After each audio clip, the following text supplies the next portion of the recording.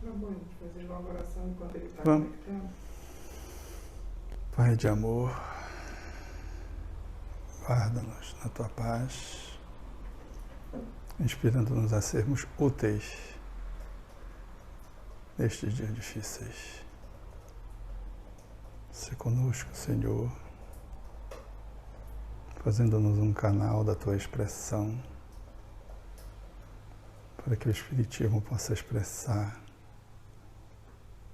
a consolação e o esclarecimento que lhe caracteriza.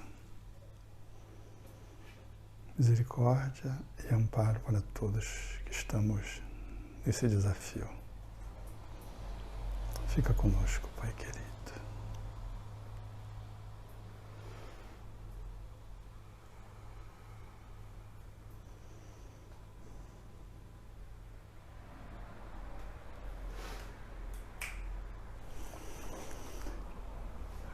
Queridos amigos, estamos entrando no ar,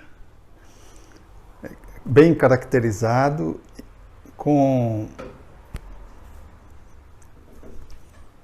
a máscara que caracteriza o nosso desafio desses dias. Estamos entrando num período desafiador e quando nós estivermos nesse caminho, estaremos naturalmente envolvidos numa perspectiva que envolve muitas emoções, que nos envolve a todos, de todas as classes sociais, que emerge para as nossas vidas vários pensamentos de diversas direções e precisamos estar ancorados, precisamos estar bem fixados numa bússola e numa âncora, movendo o mastro a fim de que a vela nos conduza para um lugar seguro e para que possamos suportar esses ventos que sopram desafiadores. Gostaria, portanto, de desejar aos amigos que nos ouvem, àqueles que estão conectados nas redes sociais no país e fora dela, a perspectiva de podermos estar fazendo uma reflexão que os ajude e que nos ajude, porque enquanto refletimos estamos também elaborando pensamentos, estamos estabelecendo novas perspectivas de compreensão, a fim de que juntos possamos lidar com esta situação que se nos apresenta, que é a pandemia, e que, como o próprio nome sugere, não subtrai, não exclui, não deixa em regime de exceção nenhum país. Gostaria de lembrar a fala de Paulo de Tarso, inicialmente, quando diz que em Deus nos movemos, em Deus existimos, em Deus vivemos. Ou seja, estamos mergulhados na divindade. Há, portanto, uma compreensão de que a divindade, em sendo onisciente e onipresente, é igualmente onipotente e, portanto, estamos sob os seus cuidados, inevitavelmente. Isso faz-nos lembrar a fala de Jesus sobre os pardais que caem, sobre os fios de cabelo na cabeça, sobre as folhas das árvores, como diz o Corão, que também cai. Tudo está dentro de Deus, está tudo contabilizado do ponto de vista de que nada está fora da providência divina e da previdência divina. Porque a divindade, ela é a geradora dos múltiplos universos e somos seus filhos. E na posição de seus filhos, nós fazemos uma caminhada evolutiva que nós poderíamos aqui, de forma didática, dizer de A a Z. E nessa caminhada nós somos defrontados por provas, por missões e por expiações que fazem parte dos processos existenciais em cada mergulho corpóreo. Esse é um olhar que nós não podemos nos afastar, de que estamos imerso na divindade e de que a divindade, numa certa medida, se nos habita, porque em sendo herdeiros dela, nós guardamos a sua qualidade divinal, nós guardamos a mesma natureza e, portanto, temos em nós mesmos a possibilidade de nos movimentarmos de uma forma muito adequada, de uma forma muito justa, de uma forma muito verdadeira. E é essa perspectiva que nós estamos aqui evocando quando trazemos essa temática para podermos avaliar qual é a proposta, a perspectiva, a visão que o Espiritismo pode nos oferecer, trazendo luz no sentido de esclarecermos-nos, de consolarmos-nos e de iluminarmos-nos com os seus ensinos. Kardec, ele trata da questão dos flagelos. Depois você pode consultar a questão 737 de O Livro dos Espíritos e as que se seguem, trabalha exatamente essa temática.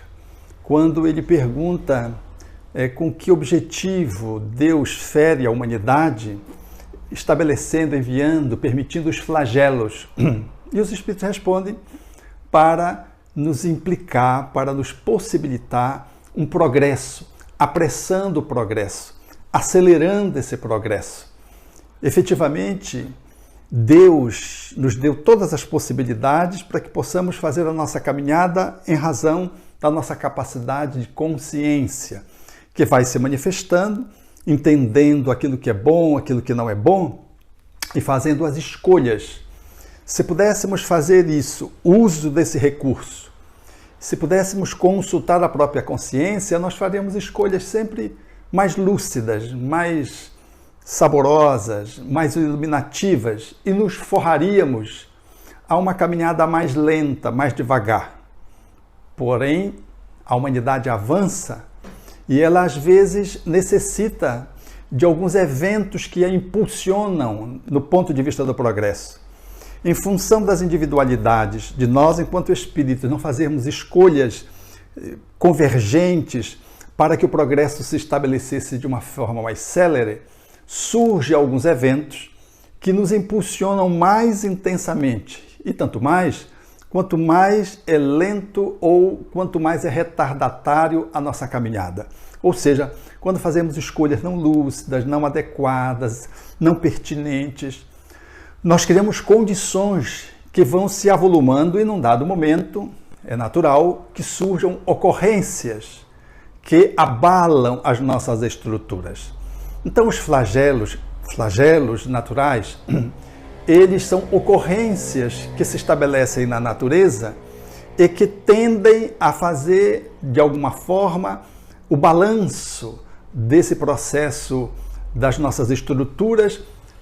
Em abalado as nossas estruturas, nossos alicerces, a tendência da humanidade é sempre avançar. É o que acontece com as guerras, quando fazemos escolhas muito infelizes e criamos conflitos coletivos e que inevitavelmente nos levam ao progresso e também à liberdade. As guerras suscitam isso, a despeito de tanto sofrimento, de tanta dor. As revoluções em si, elas proporcionam isso, do mesmo jeito que os flagelos. Eles nos convidam exatamente, os flagelos naturais, a fazermos esse movimento, porque há flagelos que são criados pelos homens, não tem a ver com a natureza em si. É a imprevidência, é a negligência dos homens que estabelece um desarranjo na relação entre si mesmos, com a mãe natureza, e vem então ocorrências chamando a atenção desses homens para olhar, para lidar, para reavaliar e reaprumar, redirecionar os seus passos. Mas a par dos flagelos que a humanidade pode gerar por si mesma nas suas escolhas infelizes, tem esses flagelos naturais que alcançam a humanidade, envolvendo-a como um todo, também objetivando o progresso, porque as duas situações objetivam o progresso. Quando surgem esses flagelos, nós somos chamados a lidar com eles. E a possibilidade de lidar com eles desenvolve a nossa inteligência e desenvolve valores morais. Esses valores morais, eles nos suscitam o desenvolvimento da paciência, o movimento da resignação, nos flagelos naturais. Por exemplo, um terremoto, a fome estabelecida em função de uma peste, em função de alguns animais, por exemplo, ou a peste mesmo decorrente de vírus, bactérias que se estabelece ao longo da humanidade, elas nos abalam as estruturas físicas, suscitam o desenvolvimento da criatividade e nos impulsionam ao progresso nesses dois níveis, da inteligência para poder lidar com o sofrimento e da moralidade, que quase sempre é um ponto da asa da evolução que não acompanha aquela que é da intelectualidade e da inteligência, que é a asa dos valores éticos, dos valores morais, que também são suscitados como resultado desses processos desastrosos, dessas calamidades naturais que nos alcançam a todos. É assim que nós vamos observar ao longo da história situações como essa do coronavírus, em que a emergência de pestes dizimam grande parte da humanidade e suscitam por si mesmo, pós a ocorrência conflitiva, dolorosa e desastrosa, pós a calamidade, surge um progresso inevitavelmente. Os homens, a humanidade avança, tanto do ponto de vista da inteligência, da ciência, quanto do ponto de vista moral, porque nós somos testados, nós somos futucados nas nossas entranhas. E é natural, portanto, que advenha daí o movimento de você baixar um pouco a bola, numa linguagem popular, ceder um pouco o orgulho e podermos lidar mais com a nossa natureza humana e divinal, ancorando-nos, portanto, naquilo que é a nossa essência. Porque quando estamos muito na aparência, nós nos descolamos da essência. Quando estamos muito no ego, nós descolamos-nos do self, do eu superior, do eu interior. Quando nós supervalorizamos o humano numa perspectiva de uma vida só, do sucesso, às vezes, nesse movimento devorador, devastador, nós descolamos da nossa realidade espiritual, da finalidade da vida, que é o espírito que reencarna para aprender, e descolamos assim de princípios e valores sagrados que devem reger o nosso processo evolutivo, porque eles fazem parte como leis da natureza. É assim que então surgem essas ocorrências que dramaticamente se abatem sobre o planeta. A peste negra, quando se deu lá em 1848 até 50, ela foi devastadora para a humanidade. Dizimou aproximadamente 1/3, por exemplo, da Itália, que está agora em foco. Todavia, pós-peste negra, veio toda uma revolução na forma como deveríamos lidar uns com os outros. Foi um golpe mortal no feudalismo. Do mesmo jeito que quando emergiu a gripe espanhola no século passado, lá no ano de 1928, de 18 até 20, nós percebemos um índice catastrófico de óbitos, com mais de 50 milhões, alguns chegam a apostar até 100 milhões, as estatísticas ficam sempre flutuando, e essa peste, essa gripe, essa calamidade, nos suscitou um movimento de progresso que foi extremamente pertinente para o avanço da nossa civilização.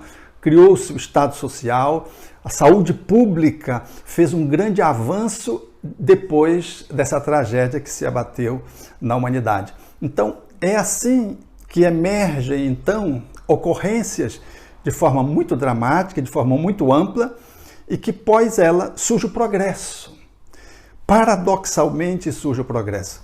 É mais ou menos como se dá com um ser humano que às vezes tem um câncer, que é devastador, que é ameaçador, que lhe ameaça a morte, e quando se lida com ele e se subtrai o câncer, às vezes com algumas sequelas, com algumas, por exemplo, a perda de um seio, por exemplo, a perda de uma parte do corpo, você renasce.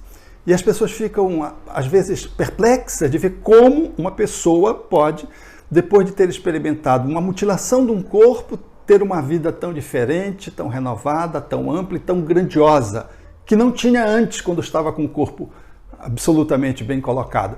É exatamente essa comparação que poderemos fazer, para efeito de entendimento, quando se trata exatamente dessas ocorrências dramáticas.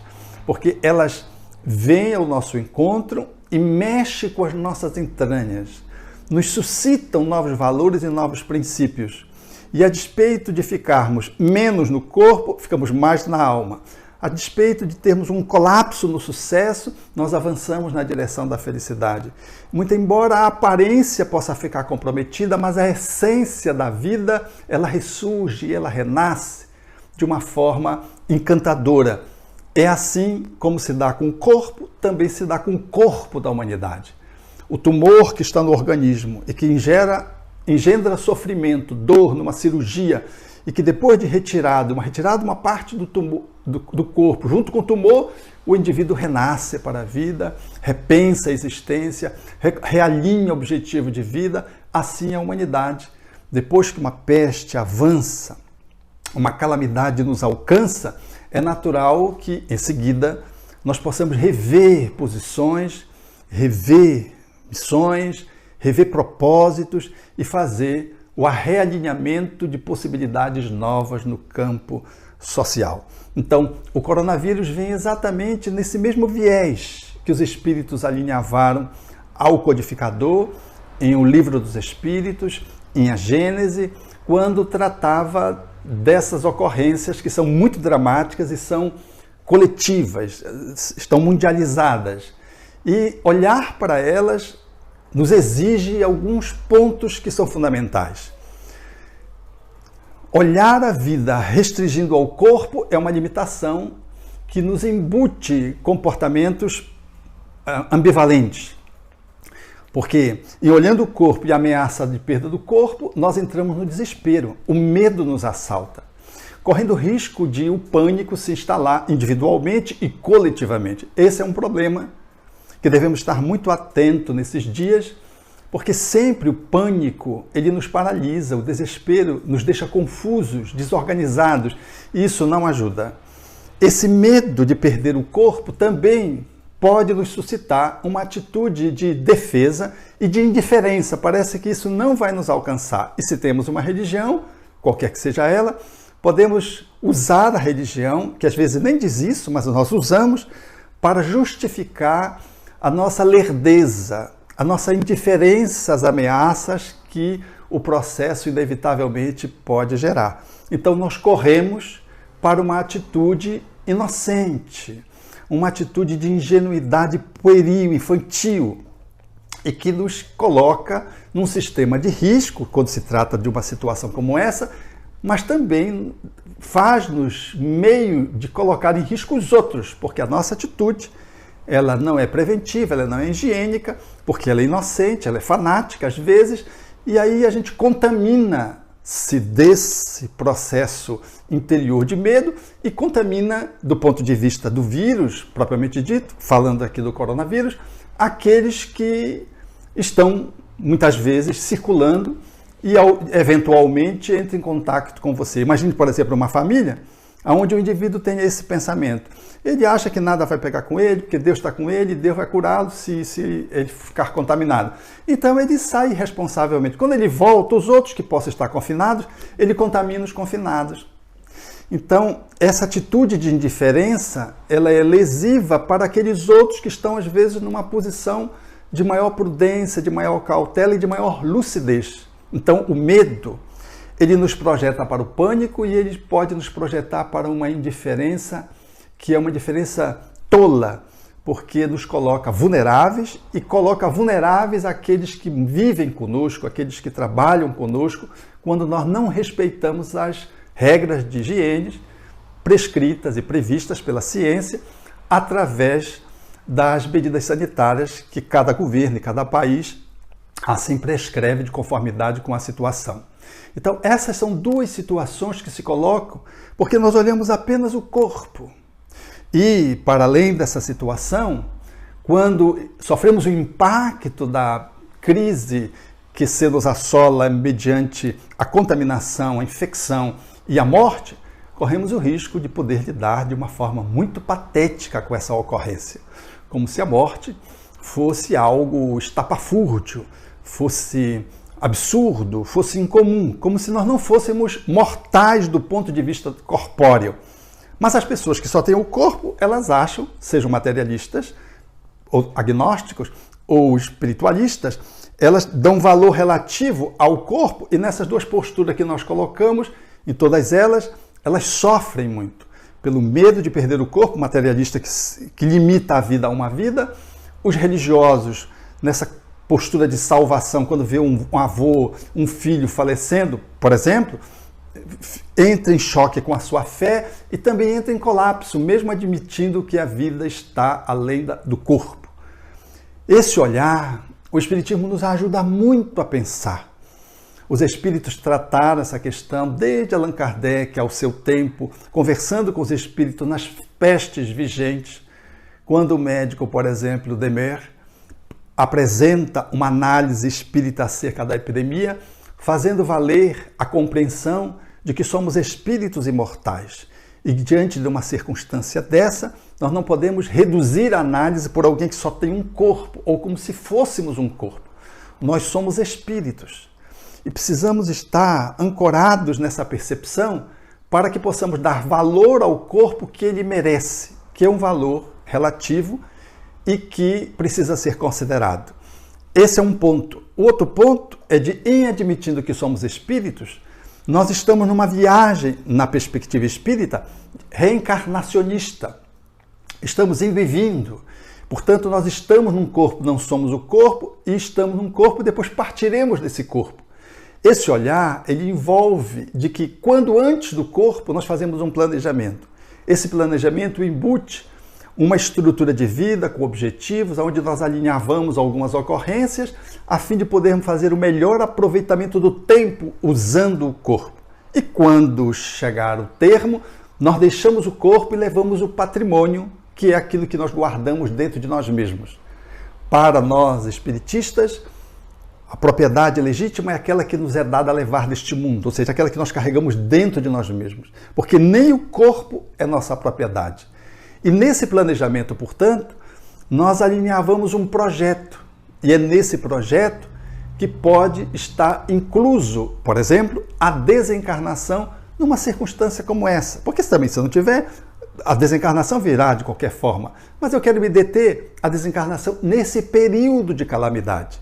E nesse planejamento, nós vamos entender, para efeito didático, 3 posições diferentes. Uma é aqueles que estamos reencarnados com uma proposta de levarmos uma vivência a termo com tanto tempo, cumprindo determinadas etapas e que, dentro dessa possibilidade dessa ocorrência epidêmica, nós não seremos alcançados com a desencarnação. Outros, ao contrário, está previsto a possibilidade de podermos fazer essa saída do corpo exatamente nessa circunstância em que vivemos. E que essa possibilidade ela existe em função da nossa atitude, que nós vamos aqui analisar. E uma outra é de que nós estamos programados para desencarnar. Então, veja, são 3 posições. Uma, nós vamos sobreviver, malgrado até sejamos contaminados. A outra, nós desencarnaremos. A nossa desencarnação se dará em função de um programa. Essas são 2 posições que estão nos extremos dentro de um planejamento observado à luz dessa perspectiva reencarnacionista. E um grupo do meio que corremos a possibilidade ou não de desencarnarmos, dependendo das nossas escolhas, dependendo do nosso esforço, dependendo de como nós vamos nos posicionando na vida, e especialmente nessa circunstância.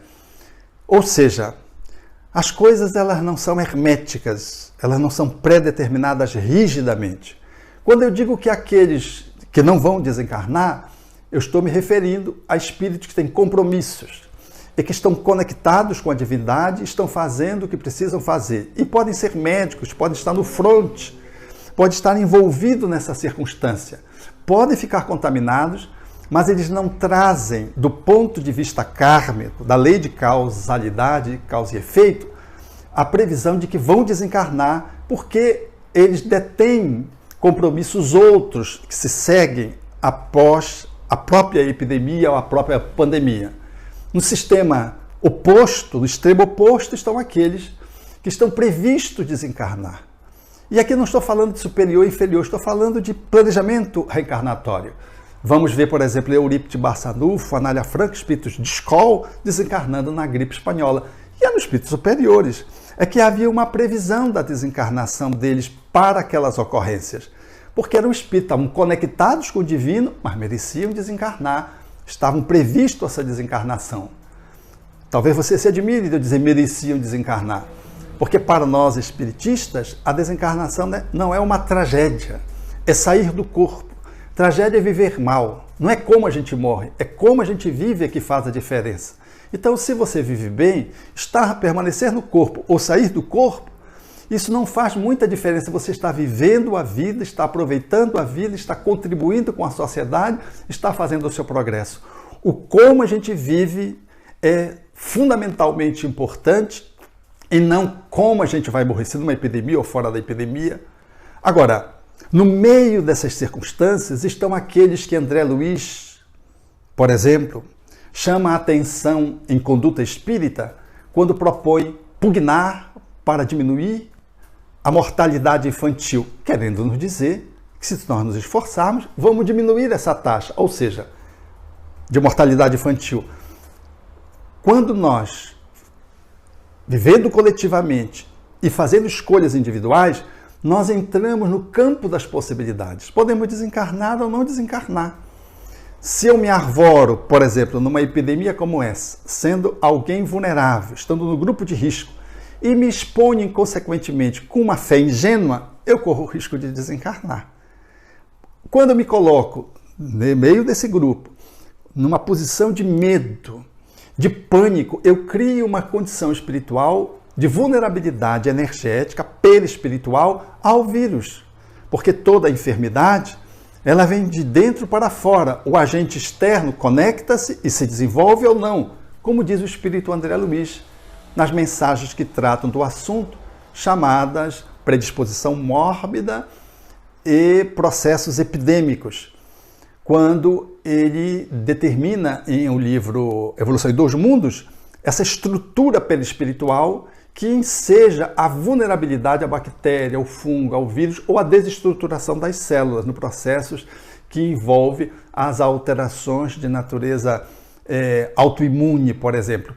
Então, essa relação de defesa, ela é atrapalhada se eu entro no pânico, se eu entro no medo, ou se eu entro no egoísmo. A minha estrutura energética, ela me vulnerabiliza. E o meu comportamento, que reflete como eu estou por dentro, também.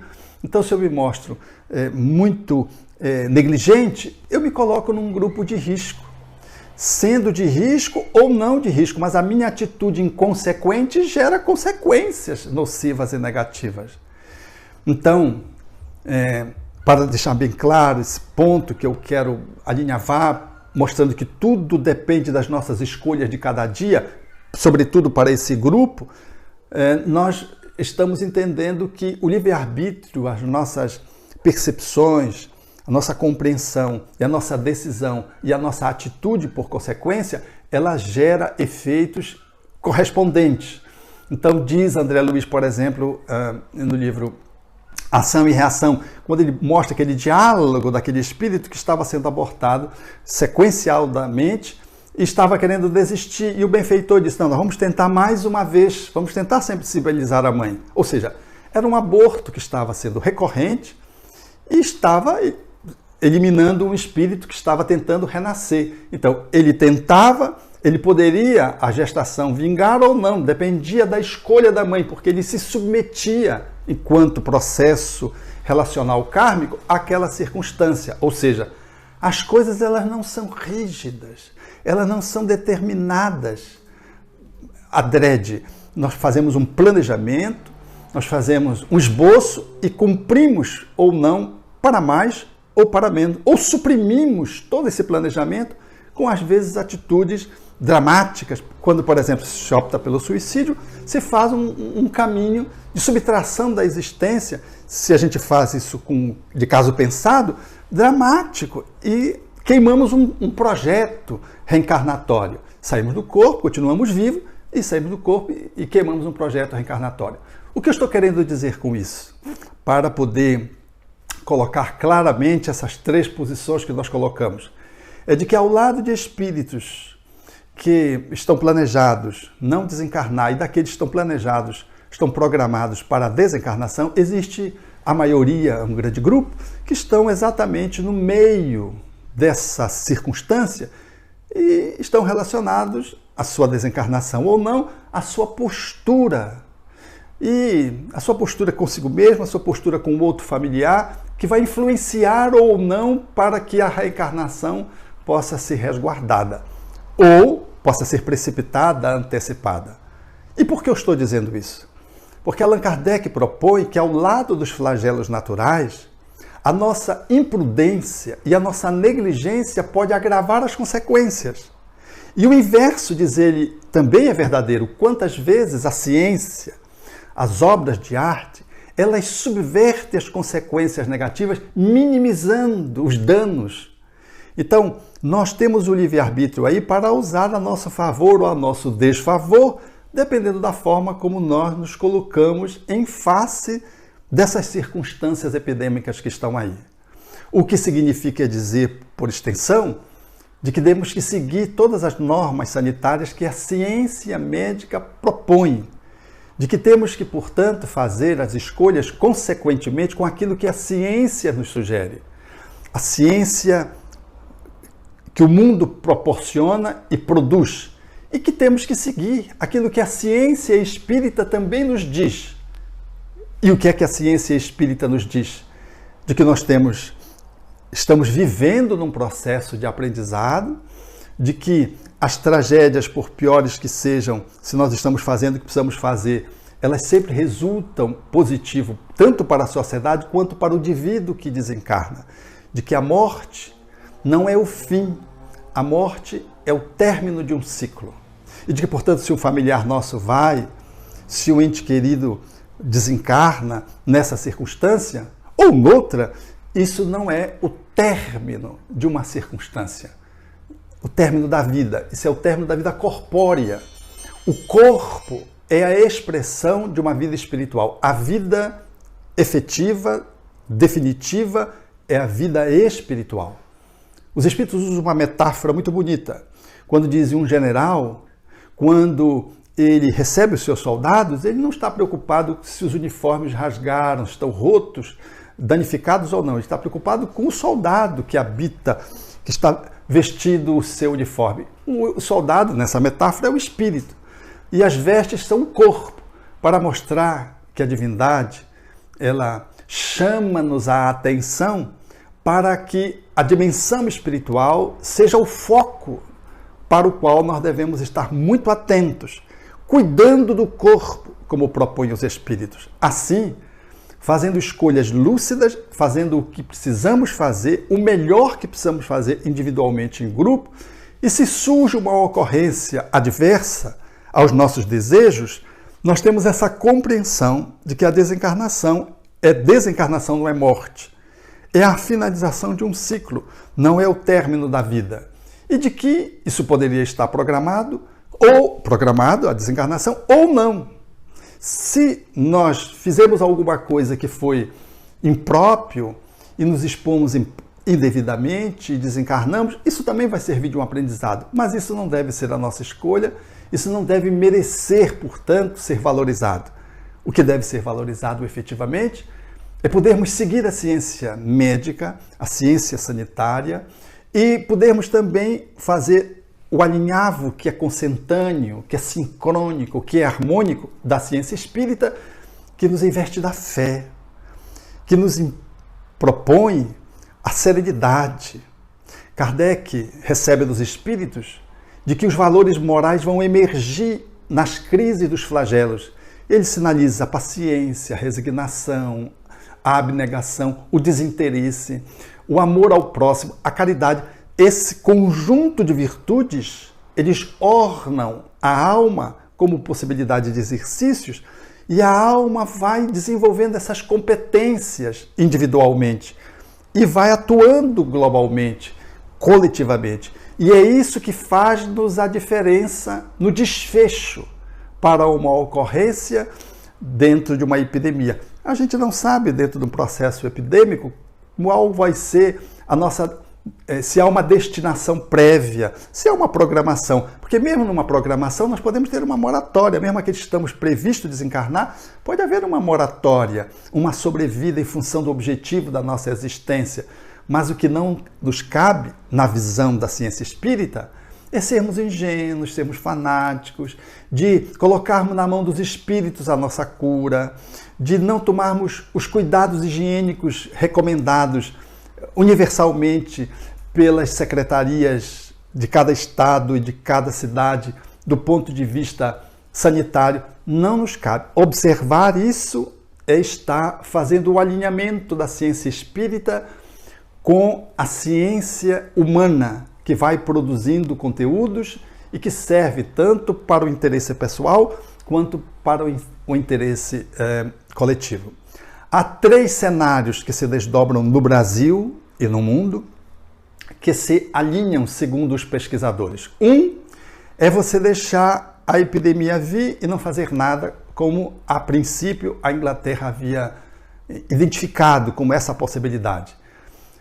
Todavia, essa possibilidade se mostrou funesta, em função de que esse vírus, originário naturalmente dos morcegos na China, ele vem enfrentando e fazendo face a uma humanidade que não tem ainda anticorpos para lidar com ele. Então, é uma epidemia que traz um vírus novo e, por isso, a tendência dele se espraiar mundialmente, como está acontecendo, ela é perfeitamente compreensível porque não há imunidade estabelecida prévia. E a despeito da sua letalidade, da mortalidade não ser tão grande como se poderia supor, vai em torno de 1 a 3%, 1 a 8%, de conformidade com aqueles que se manifestam em torno dos percentuais, em atingindo a humanidade, esse número de 1, 2, 3%, ele fica astronômico. Então, se não se fizesse nada, por exemplo, na Inglaterra, a hipótese, segundo os pesquisadores alinhavaram, era de 1,5 milhão de pessoas haveriam de desencarnar. E nos Estados Unidos, se não se fizesse nada, 80% da população seria alcançada por esse vírus, e nesse percentual de em torno de 3%, os Estados Unidos, mesmo tendo uma estrutura melhor do ponto de vista de saúde para atender os infectados, deveria fazer uma soma de 4 milhões de mortes, segundo os estudos estatísticos de previsão feitos pelos estudiosos. O que fez eles abandonarem essa hipótese de deixar com que o vírus pudesse tomar campo, vencimento, porque eles iam vencer, esse vírus ia vencer muito, ia causar muito estrago por conta da quantidade de pessoas infectadas.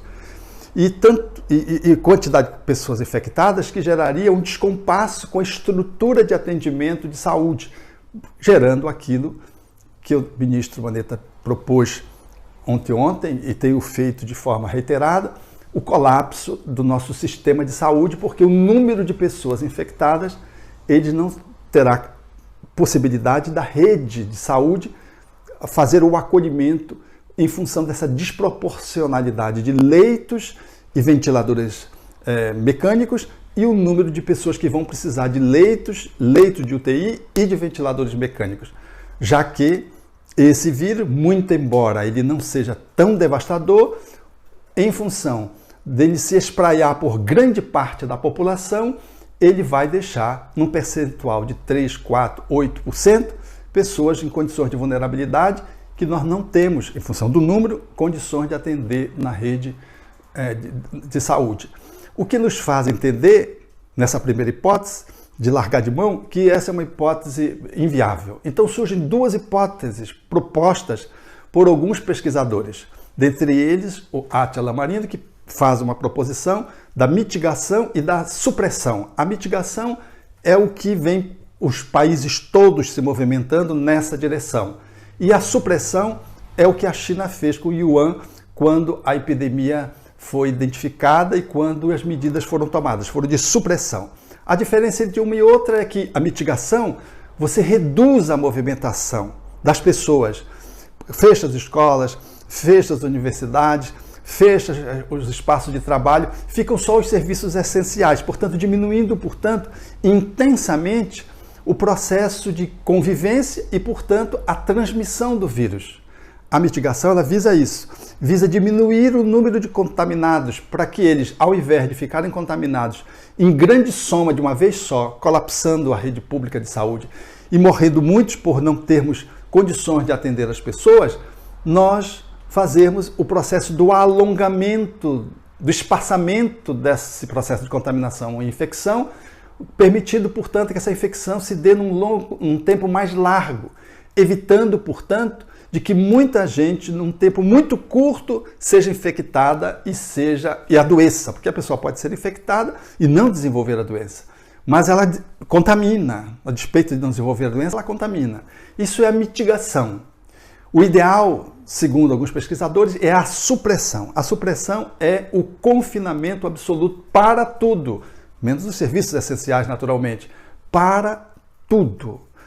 E ao parar tudo, você impede que o vírus se propague e aí as circunstâncias demonstradas pela China consagram isso quando ontem, Yuan não tinha tido a província onde surgiu o vírus do coronavírus, ela não teve um novo caso ali posto naquele dia, enquanto que na Itália batia o recorde, superando a China com 4.000 mortos ontem. O Brasil ontem tinha 900 casos de infectados.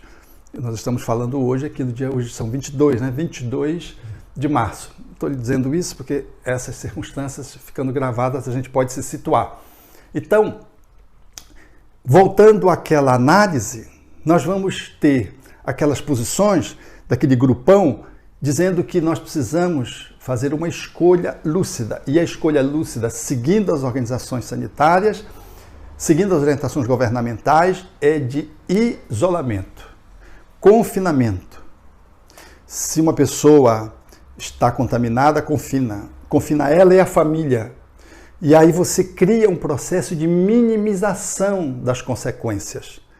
Portanto, da transmissão, infecção e adoecimento e consequente deságue num sistema de público que, se não puder atender, como acontece agora na Itália, as pessoas morrem porque não tem chance de poder receber um atendimento. Então, esse processo é uma escolha que todos podemos fazer e eu recomendo a você, muito responsável, de que você suprima a sua atividade. A previsão do ministro da Saúde do nosso país é de que em março, dia 6 a dia 14, nós vamos ter o pique no nosso país, significando dizer que são esses dias o tempo de contaminação, porque tem um período de incubação. Então, nós não vamos esperar o dia 6 e dia 14 de março para nos enclausurar. Nós vamos nos recolher já. Eu convido você a ser um disseminador dessa ideia, porque nós não podemos ficar esperando o governo, como se o governo fosse fazer mágica. Nós somos governo, nós governamos a nossa vida, a vida da nossa família, e nós precisamos ser os agenciadores da saúde, protagonizando aquilo que a ciência propõe. E na perspectiva da ciência espírita, estamos perfeitamente coincidentes, fazendo o processo de confinamento, o processo de isolamento, a fim de que essa curva, esse pico que vai se dar em abril, segundo as previsões técnicas, ele possa ser cada vez menor e possa se alongar, a fim de que, em se espraiando, nós tenhamos menos vítimas fatais. Nós estamos dizendo isso por quê? Porque nós estamos lidando com aquele grupo do meio, como eu estava alinhavando. Nós temos um país pobre, com um índice de vulnerabilidade social muito intenso, com a possibilidade de isolamento precário, os bolsões de miséria, as invasões. É um estado lamentável para esse grupo de população C e D, que vão experimentar, que vão experimentar naturalmente as consequências desse processo de contaminação. Então, a diminuição do contágio, ela será uma escolha que estaremos fazendo, lucidamente, observando a ciência, considerando que a nossa reencarnação, ela está também envolvendo possibilidades de escolha, de que podemos ajudar os outros nesse mecanismo, fazendo lucidez, trazendo informação, conscientizando, de modo a dar condições para que essas pessoas possam, tanto quanto possível, se movimentar menos, se não puderem ficar dentro de casa, mitigando, minimizando as consequências que poderão ser muito dramáticas. E aí vai cada um com seus funcionários, aí vai cada um com os seus entes queridos, aí vai cada um com o vizinho, aí surge os desdobramentos ricos que todo processo de sofrimento social amplo, que todo flagelo, que toda calamidade enseja, que a fraternidade, a solidariedade. É verdade que ao lado dela surgem os egoístas, surgem os estocadores de alimento, surgem as pessoas que não estão nem aí para os outros, querem saber só de si, mas porque nós somos reconhecidos diante da crise caem as máscaras e nós nos mostramos quem somos.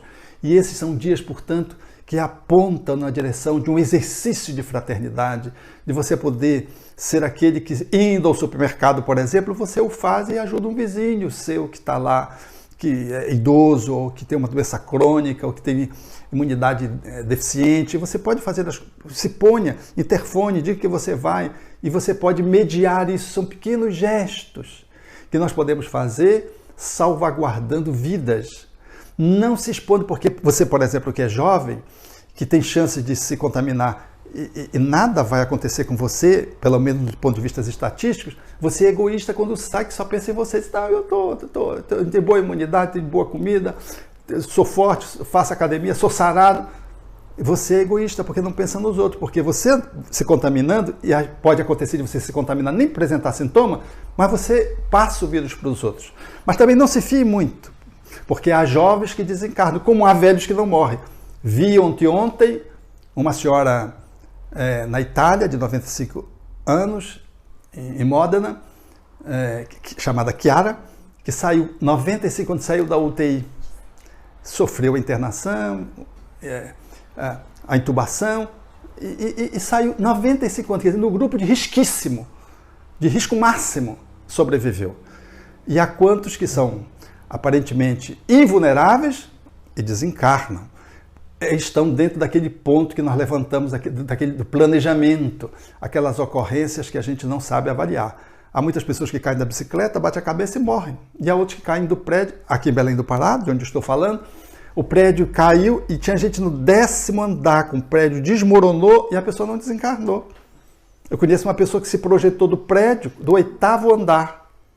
Caiu, bateu numa proteção de automóveis, o porteiro foi lá identificar o óbito. Quando chegou, a pessoa disse, eu tenho Unimed. Quer dizer, não sofreu uma fratura, nenhuma entórcia, só alguns ferimentos. E quando eu perguntei para ela, e pelo que você se jogou? Eu disse, eu não me lembro de ter me jogado. Eu não me joguei. Não sei se fez um quadro sonambúlico, não sei se fez um processo de amnésia, mas o fato é que do 8º andar, idoso, sobreviver, você veja que tem aqueles pontos extremos que eu estava falando, que são pontos que, se respeitados, se conectados com a divindade, se a gente faz o que precisa fazer, a gente não desencarna, e mesmo fazendo o que precisa fazer, a gente desencarna dentro de uma previsão. Esses são os grupos extremos dentro dessa análise didática. Mas o grupo maior, a que nós estamos nos dirigindo agora, somos aqueles que precisamos estar muito lúcidos, muito atentos, porque as circunstâncias exigem ponderação e não negligência. Exigem clareza de comportamento e de consciência e não imprudência e imprevidência.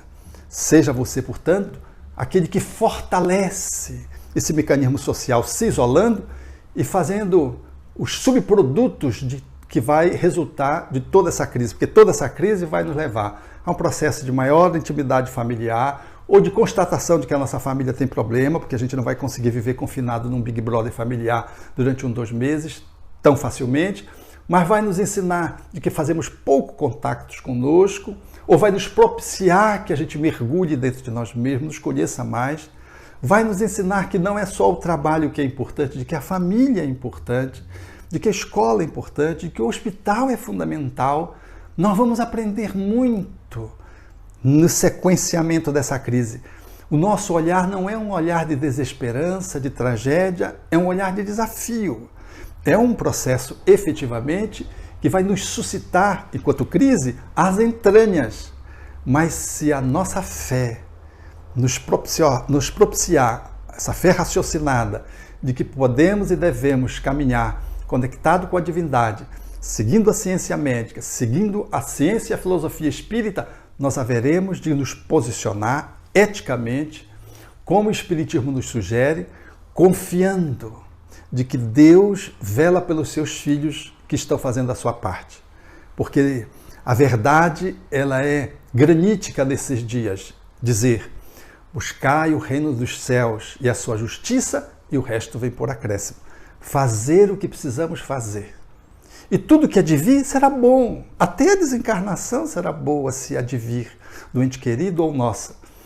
Por quê? Porque nós estamos conectados com o Criador, criatura, Criador, e essa conexão nos dá ensejo nesse processo evolutivo de que vai acontecer conosco o que precisa de acontecer, porque estamos buscando o reino dos céus e a sua justiça, e tudo que decorre do que a divindade preconiza para o nosso bem.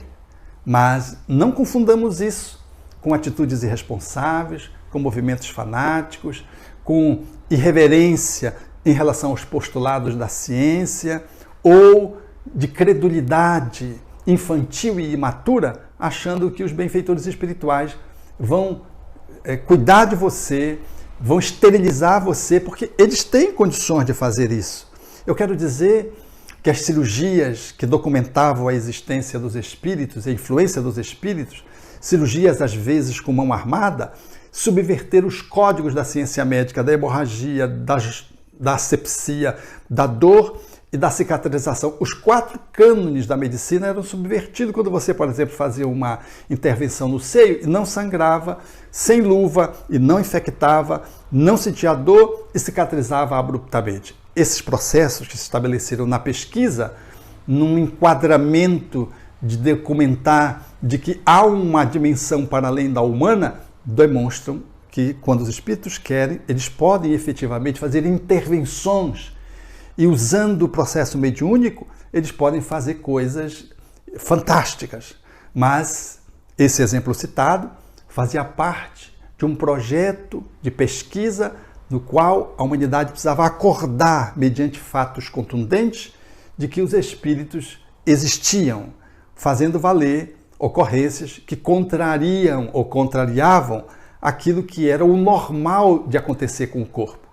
Mas se apoiar nisso, para poder ingenuamente ficar esperando que os espíritos façam por nós o que nós precisamos fazer por nós mesmos, isso não vai acontecer, porque os espíritos não chancelam o nosso pouco esforço, não chancelam a nossa ignorância, não chancelam a nossa esquisitice, o nosso medo, não chancelam. Eles nos apoiam para que possamos nos empoderar de uma fé raciocinada, lúcida, e de uma ação caritativa que nos envolve, por exemplo, na posição de médicos, irmos para o fronte sabendo que estamos protegidos espiritualmente e de que não desencarnaremos. E se desencarnarmos é porque está previsto. Esse é o olhar lúcido, mas que é diferente da atitude de alguém que se arrisca a troco de nada, que faz, portanto, da vida um jogo, deixando nas mãos do divino aquilo que a pessoa, ela própria, precisa fazer.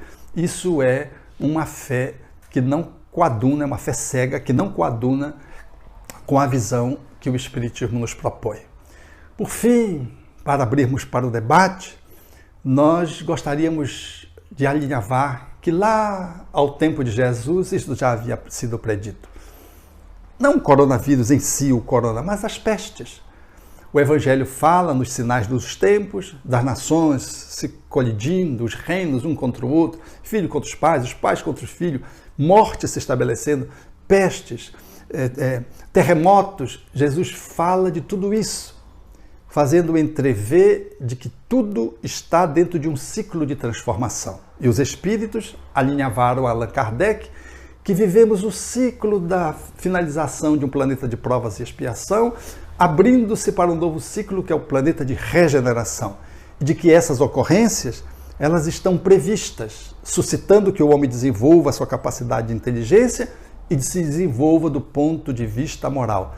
Nada está fora, portanto, dessa providência maior divina que se coloca nos nossos dias, seja nos maremotos, nos terremotos, seja nos processos infecciosos, seja nas alterações da natureza, quando elas trazem naturalmente as suas manifestações ou devolvem ao homem aquilo que o homem está fazendo com a Mãe Terra, tudo serve para que possamos compreender de que estamos finalizando um ciclo, abrindo outro ciclo e de que nós estamos seguramente nas mãos do Divino e de que Jesus, na perspectiva dos Espíritos, governa o nosso planeta. Nada está fora do Cristo. É importante que não estejamos fora dele no sentido figurativo. Ou seja, Jesus está conosco, mas nem sempre nós estamos com ele. Deus está conosco, mas às vezes nós estamos desconectados do Waze divino. É como o sol que nos banha. Se fecharmos os olhos, não enxergamos a luz, mas a luz está nos banhando. Então, fechar os olhos é nos manifestarmos inconsequentemente em relação àquilo que devemos fazer e agirmos às cegas, quando podemos abrir os olhos e abrirmos claramente, lucidamente, fazendo o que precisa ser feito. Esses são dias que vão nos trazer muito aprendizados, porque enquanto os botes na Europa não podiam ancorar ou ficavam à mercê da comiseração pública ou dos países cederem ou não cederem logo ou somente depois, e as pessoas morrendo nos botes dos refugiados, por exemplo, na Itália, nós observamos hoje os transatlânticos também, não descendo em função da contágio por coronavírus, na mesma posição, mostrando assim o quanto nós somos iguais. Essa perspectiva de manifestação epidêmica tem nos levado a percebermos o quanto nós precisamos rever as nossas relações de humanidade e precisamos recolocarmos-nos como seres humanos que devemos caminhar lado a lado, porque o vírus, ele não escolhe classe social, ele não escolhe raça, ele não escolhe país, e nós somos desafiados, portanto, a nos olharmos como irmãos e solidariamente, a fim de que possamos, juntos, grupalmente, podermos fazer um enfrentamento dessa ocorrência com maior lucidez. Também é bom dizer que Deus, para fazer valer alguns processos expiatórios, ele não precisa da arma humana, dos mísseis, das bombas. Edivaldo Franco chegou a alinhavar na sua última conferência, no Paraná, de que, não uma opinião pessoal, de que o coronavírus seria esse monstro trazido pela misericórdia divina para evitar confrontos de maior magnitude de natureza nuclear. Ou seja, era uma forma que a natureza encontra de silenciar as nossas divergências, centrada em ambições e esquisitices. Nós ficamos com um inimigo comum que não é um país, um inimigo comum que a gente nem se vê. Aliás, o vírus é uma boa expressão daquilo que é o quanto aquilo que a gente não vê afere e impacta aquilo que a gente vê.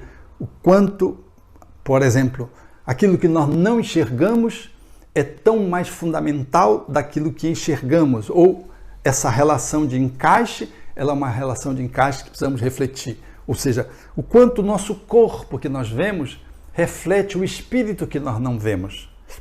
Então vem um vírusinho, visto apenas pelo microscópio eletrônico, que paralisa as potências mundiais, reverte o mundo de cabeça para baixo, revira o mundo de cabeça para baixo e faz nós pensarmos em novos modelos econômicos, porque a Terra não será a mesma depois desse vírus no que tange a economia. Nosso país vai para zero do ponto de vista do PIB. O mundo, há um decréscimo na previsibilidade dos economistas, mas na realidade não é o PIB pura e simplesmente de cada país mundial que vai ser importante, é a forma, o novo jeito com que a humanidade está sendo chamada a avaliar e a pensar a forma como nós nos relacionamos economicamente, o quanto de valor está no ter e não no ser, o quanto essas nossas relações elas estão muito centradas no apego e nas coisas, em detrimento das coisas das pessoas e das coisas mais essenciais. Ou seja, nós vamos para além da economia fazer valer um novo estilo de ser. Esse processo epidêmico, ele vai nos suscitar um novo olhar do ponto de vista comportamental. Para nós espiritistas, isso é profundamente congruente, porque o espiritismo propõe a realidade da vida no espírito, que reencarna e tem o corpo como seu templo de que ele precisa cuidar, numa viagem de aprendizado intelecto-moral para sair do corpo num dado momento, já que a morte ela é um processo inevitável. E voltando ao mundo espiritual, reencarnar quantas vezes forem necessárias, fazendo o seu progresso iluminativo. Para nós isso é inteiramente claro. No entanto, para o mundo ainda não é assim. O materialismo campeia, as religiões ainda estão muito centradas nos valores do aqui e do agora, ainda colocam muitas vezes mais devoção a César do que ao divino. Então há que se pensar do ponto de vista dos aspectos religiosos, não só do ponto de vista da ciência, que deve progredir para encontrar vacinas e medicamentos que já estão sendo cogitados para o combate do vírus. Mas nós vamos aprender muito do ponto de vista global sobre o propósito da vida. Para que é a vida? De onde viemos? Para onde vamos? O que estamos fazendo aqui? Pelo que sofremos? Pelo que amamos? Essas questões filosóficas, nesse momento, a calamidade promovida pelo coronavírus, que nem de perto é igual àquela que se estabeleceu na gripe espanhola, ela vai nos suscitar um novo olhar para as relações não só intrapessoais, mas familiares, mas também para as relações internacionais. Nós vamos possivelmente dar um salto de qualidade e fazer um avanço na direção daquilo que se nos avizinha como sendo o planeta de regeneração, onde o bem terá uma expressão de grandiosidade, onde a ética ela se manifesta de uma forma muito extraordinária, onde a solidariedade, a fraternidade e a liberdade, essa tríade francesa, ela deverá comparecer de um jeito que ainda não existe no nosso planeta. E, portanto, vamos avançar nessa direção. Gostaríamos de agradecer a tua atenção, mas agradecer também todos aqueles que estão conectados nessa live da Mansão do Caminho, na Web Fraternidade, Rádio Fraternidade, na Rede Amigo Espírita e no Espiritismo.net e o Jardim das Oliveiras, que estamos todos juntos, comuns, nesse caminho que fala da perspectiva de podermos fazer um enfrentamento aqui e agora mais audacioso, de podermos fazer com que o nosso país minimize as aflições que serão inevitáveis do ponto de vista das ocorrências dos próximos dias. Quero dizer também que a hora é agora. Se você que está nos acompanhando, seja um agente de disseminação das ideias de que precisamos ficar em casa. O melhor remédio hoje é ficar em casa. Deixe que os profissionais da saúde e dos serviços essenciais possam se movimentar. Esses são os missionários que estão em caminho, em movimentação, para que o sofrimento seja menor. Ore! Agora é hora de fazer uma incursão, uma oração de dentro para fora, para que a humanidade possa se beneficiar. Quando nós oramos, nós mudamos o status do nosso corpo perispiritual. Criamos uma psicosfera mais favorável ao enfrentamento dos desafios da contaminação e do aparecimento da doença e da morte, se for o caso, ou não. Mas quando nós oramos, nós criamos esse processo favorável, aquilo que precisa acontecer e deve acontecer, se estabeleça de uma forma suave, sem tantas dores, sem tantos sofrimentos. E orando, você não só se beneficia, você ora e ora pelos mais necessitados. Não só pelos que são os seus entes queridos, mas pelos bolsões de misérias, pelas pessoas da periferia, pelas pessoas que não podem fazer confinamento e pelos profissionais da área de saúde que estão agenciando movimentações no campo do atendimento à nossa melhor condição de higiene e de erradicação possível de sofrimentos que seja possível, minimizando dores. Quero lembrar você também que amanhã nós vamos ter, na segunda-feira, dia 23 às 10 horas, a FEB TV estará ao vivo com Geraldo Campetti, o vice-presidente da Federação Espírita Brasileira, falando sobre o tema pandemia, provação coletiva mundial. Você pode compartilhar, divulgar, a fim de que outros companheiros possam ouvir. O meu recado final é agradecer a FEB TV nessa conexão que estamos estabelecendo juntos, nossa parceira de convívio e de divulgação da doutrina espírita, e poder agradecer a Deus e que Ele nos empodere para que possamos confiantemente, com essa fé inabalável, poder fazer o caminho que precisamos fazer, de lucidez e de tranquilidade, sem pânico, sem desespero, mas sem indiferença e sem crença ingênua, ação caridosa, lúcida, desinteressada e mergulho interior para fazermos uma autorreflexão sobre os objetivos da nossa encarnação, para onde estamos caminhando, fazermos uma avaliação de como estamos e das nossas relações familiares, profissionais e de inserções sociais. O nosso abraço terno a você, esperando que Deus nos guarde na sua paz e que Jesus seja o nosso companheiro inevitável nesses dias que se seguem, objetivando consolo, esclarecimento e, sobretudo, o nosso processo iluminativo. Ainda